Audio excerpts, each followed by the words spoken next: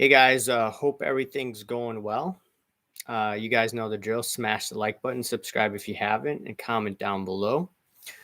So, for my viewers in the United States, I just like to say happy Thanksgiving. I haven't done too many videos on this channel. I've done a lot of videos on my sports card channel. So, if you haven't subscribed there, I still talk about economic concepts. So, just head out there.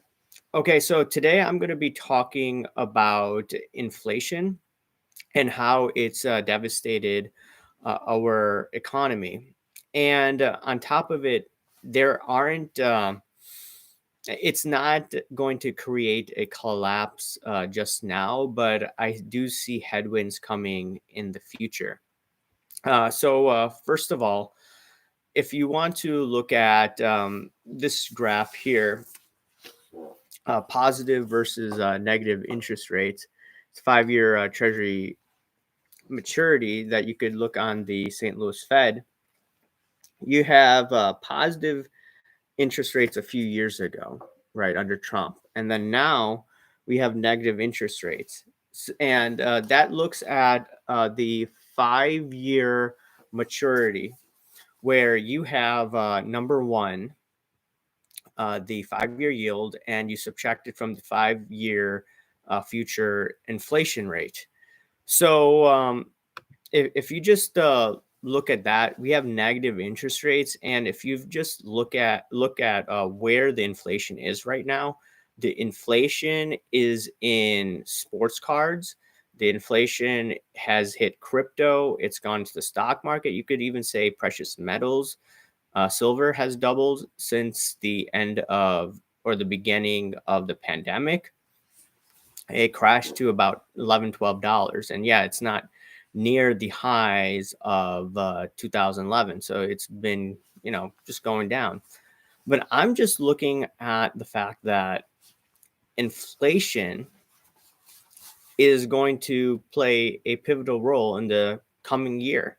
I mean, let's look at it. Number one, we have the shipping situation, the supply chain situation, a huge mess right now. In Los Angeles, you have individuals that have to pay approximately $100 a day from my research. Correct me if I'm wrong. And because they can't get their ships out of there in a timely fashion because there's just such a huge backlog. There's rumors that it could be because of an executive order that the Biden administration made, or it could just be because of COVID. There are plenty of reasons behind this. Now, if you just look out later on this year, we're going to see the Federal Reserve raise interest rates probably in June of next year because the inflationary pressures is very high as of this moment. Oil prices are $70 a barrel, okay? And or about not $70 a barrel, it's about $75 to $76 a barrel. Okay? So you're just looking at that.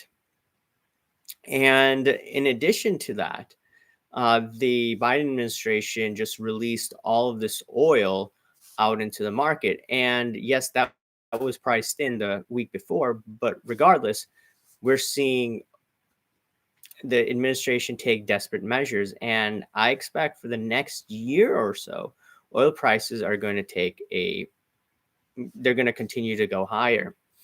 And if you look at all the markets that have gone up, the market that really hasn't gone too much higher, and I expect in the next year to go higher, are the precious metals, gold and silver.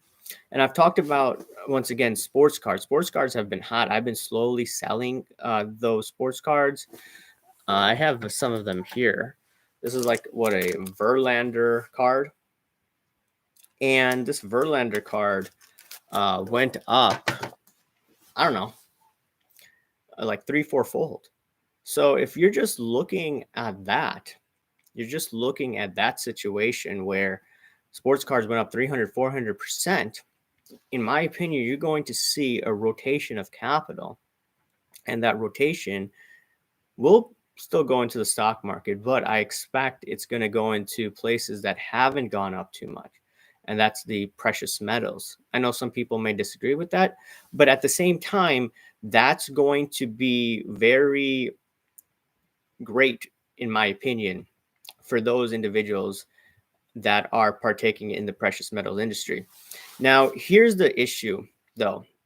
The Federal Reserve is going to be raising interest rates about 2 to 3 more times in the coming year. And also, you're going to see, in my opinion, you're going to see the Federal Reserve, not Federal Reserve, you're going to see the government, they are going to probably have a sea change in Congress in the coming year where you're going to see more Republicans. And whatever your opinion on Republicans are, they don't want to see that much spending. If they don't have that much spending, then what's going to happen is the economy that is once dependent on government spending will no longer be having the same amount of stimulus. So I do see headwinds coming in the year 2023, 2024.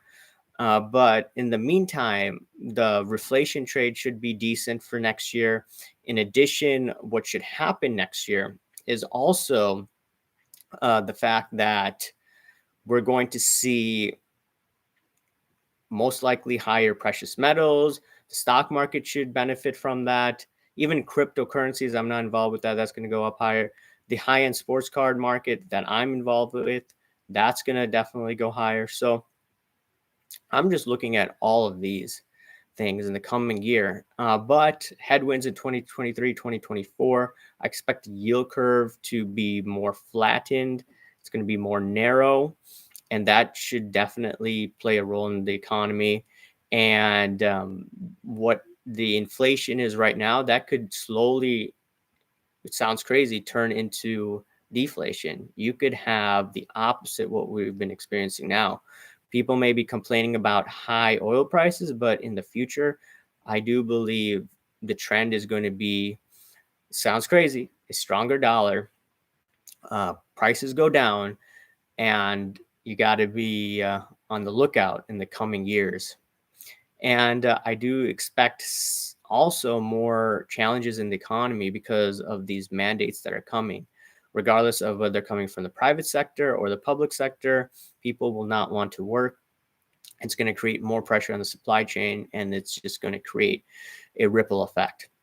So, yeah, I just wanted to tell you guys a happy Thanksgiving. I just tried this live stream for the first time. I'm going to be maybe doing more of these. Maybe I'll get somebody else on here as well. This is just more of a test. And anyways, guys, happy Thanksgiving. Hope you like this video, and I'll talk to you later, guys. Thanks. Bye.